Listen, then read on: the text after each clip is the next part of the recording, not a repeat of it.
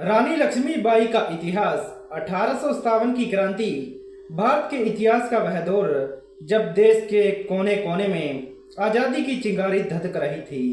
इसी क्रांति में एक नाम हमेशा अमर रहेगा, झांसी की रानी लक्ष्मीबाई।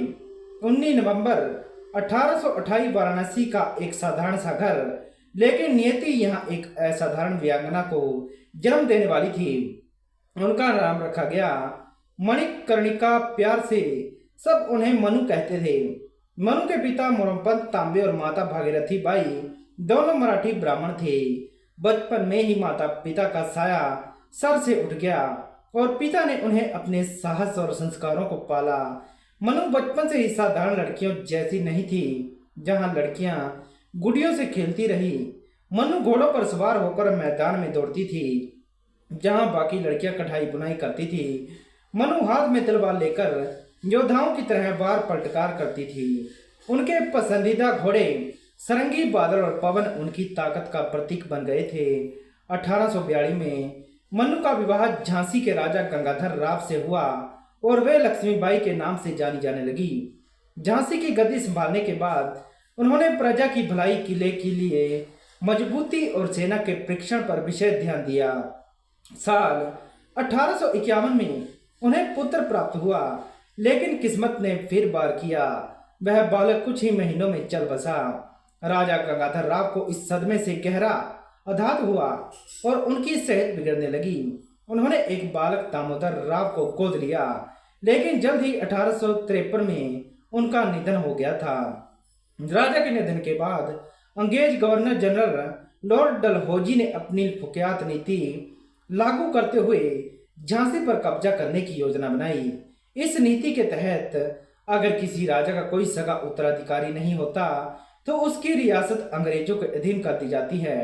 अंग्रेजों ने दामोदर राव को मान्यता देने से इनकार कर दिया और आदेश दिया कि झांसी अब अंग्रेजों की होगी, लेकिन रानी ने दृढ़ता से जवाब दिया, मैं अपनी झांसी नहीं दूंगी। यह वाक्य केवल शब्द नहीं था, बल्कि एक प्रतिज्ञा थी। प्रतिज्ञा अपनी मातृभूमि के सम्मान की रक्षा की। साल 1857 भारत के हर कोने में अंग्रेजी हुकूमत के खिलाफ विद्रोह भड़क चुका था। झांसी भी इसी क्रांति का एक बड़ा केंद्र बन गया था। रानी लक्ष्मीबाई ने महिलाओं और पुरुषों को एक साथ संगठित किया। झलकारी बाई, सुंदर मुंदर खुशीराम और अन्य वीर सिपाही उनके साथ कंधे से कंधा मिलाकर खड़े थे। रानी ने अपनी सेना को तलवार, भाला और बंदूक चलाना सिखाया। झांसी का किला बारूद और हिम्मत दोनों से भरा हो चुका था। मार्च 1858 में अंग्रेज जनरल हयूर रोज ने अपनी विशाल सेना के साथ झांसी पर आक्रमण किया। तोपों की गड़गड़ाहट से आसमान कांप उठा, लेकिन किले की दीवारों पर रानी की सेना डटकर खड़ी रही। रानी ने खुद घोड़े पर सवार होकर मोर्चा संभाले रखा। तलवार की चमक, ढाल की टंकार और रानी के युद्धाघोष ने सैनिकों में जान भर दी। वे केवल अपनी झांसी की रक्षा नहीं कर रही थी, वे भारत की अस्मिता की रक्षा कर रही थी। लेकिन अंग्रेजी तोपों की मार और बड़ी सेना के सामने परिस्थितियां कठिन हो गई। रानी ने अपने पुत्र दामोदर राव को पीठ पर बांधा, घोड़े बादल पर सवार हुई और किले की दीवार फांदकर ग्वालियर की ओर निकल पड़ी।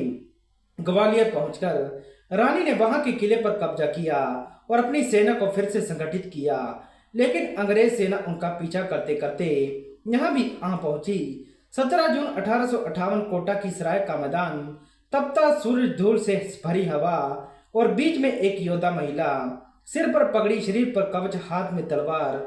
उन्होंने पुरुष से वेश धारण किया ताकि दुश्मन उन्हें पहचान न पाए। युद्ध शुरू हुआ।